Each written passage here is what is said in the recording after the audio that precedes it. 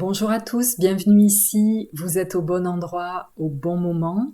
Aujourd'hui, je vous lis un texte inspirant de Lucia Giovannini, Surmonter les émotions négatives, vaincre la peur et réaliser ses rêves. Les deux zones. Il existe deux zones bien définies à l'intérieur desquelles nous nous déplaçons. Une zone est totalement sous notre influence et une zone concerne tout ce qui est étranger, indépendant de notre volonté, en dehors de notre sphère directe de pouvoir. À quelle fréquence voudrions-nous garder tout sous contrôle ? Qu'est-ce qui est effectivement sous notre contrôle ? Mais surtout, combien de temps et d'énergie employons-nous pour nous inquiéter, désespérer, tenter de changer les choses sans finalement y arriver ? Paraphrasant la prière de saint François d'Assise, aussi connue comme prière de la sérénité, il est fondamental de considérer toujours la limite entre ces deux zones, et il est sage de concentrer notre attention sur la première zone, puisque c'est sur elle que nous pouvons exercer notre influence. C'est celle-ci qui nous concerne personnellement et qui a à voir avec notre façon de répondre aux événements à travers les pensées, les émotions, les paroles et les actions. Indépendamment de la situation extérieure, c'est toujours à nous de choisir quoi penser, comment nous sentir, comment parler et comment agir. Personne ne peut nous obliger à avoir une certaine pensée. Personne n'a de pouvoir sur les mots que nous employons. Personne ne peut nous faire sentir inférieurs, ou tristes, ou fâchés, si nous ne le souhaitons pas. Personne ni rien ne peut ruiner notre vie si nous le refusons.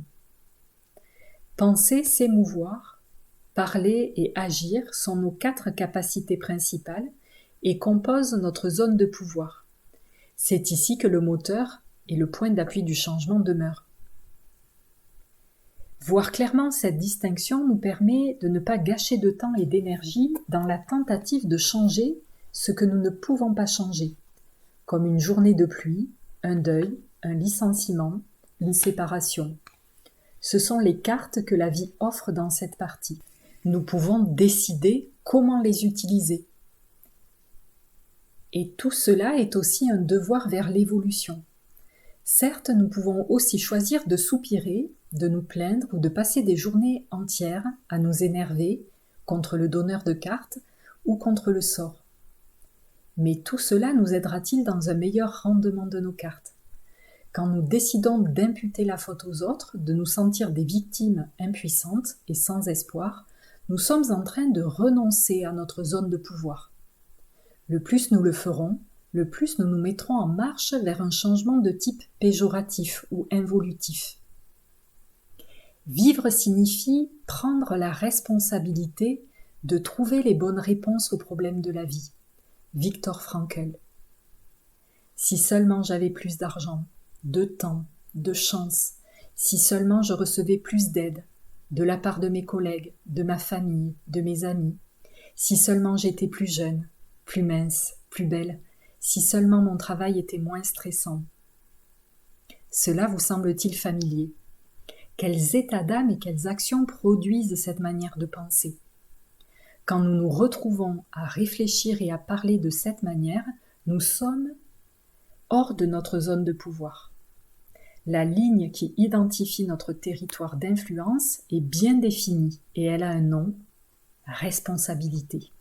Responsabilité ne signifie pas culpabilité. Ce n'est certainement pas de notre faute si nous avons été licenciés, abandonnés ou si nous sommes malades. Être responsable signifie se réapproprier l'habileté de répondre aux événements.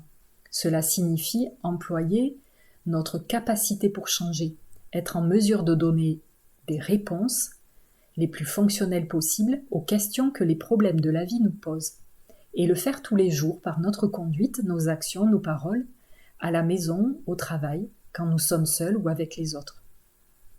Nous sommes entièrement responsables de notre zone de pouvoir, c'est-à-dire de ce que nous pensons, de nos émotions, de nos mots et de nos actions. Nous sommes également responsables de nos comportements, de nos mots et de nos actions vis-à-vis des autres. Mais nous ne sommes pas responsables de ce qu'un tiers pense, fait ou dit. Ceci rentre dans la zone de pouvoir de l'autre personne. Nous ne pouvons donc pas le modifier. Nous pouvons uniquement modifier notre état d'âme à cet égard. Nous pouvons accepter les événements externes et utiliser notre habileté pour répondre, c'est-à-dire notre responsabilité. Comprendre ce mécanisme nous aide à créer des rapports plus sains, ouverts, honnêtes et efficaces. Pensez à une chose pour laquelle vous éprouvez un grand sens de la propriété, une chose qui n'est qu'à vous et que vous ne donneriez pour aucune raison au monde. Donneriez-vous facilement une de vos jambes ou un de vos bras? Pourquoi ne le feriez-vous jamais? Parce qu'ils vous appartiennent, ils font partie de vous. De la même façon, la zone de pouvoir nous appartient, de droit, depuis notre naissance. Ne la cédez pas. Voilà, c'est tout pour aujourd'hui. J'espère que ça vous a inspiré. Cette notion de zone d'influence, de zone de pouvoir est une notion assez fondamentale puisque c'est cette zone à l'intérieur de nous qui nous permet d'accéder à notre plein potentiel, à notre capacité de créer, d'agir, d'accueillir aussi ce qui se présente dans notre vie, d'accueillir nos émotions. Et c'est en venant vraiment dans cet espace à l'intérieur de nous, dans cette zone qui n'appartient qu'à nous, que nous pouvons vivre notre vie de façon plus consciente, plus apaisée, et c'est ce qui nous permet aussi d'exprimer qui l'on est.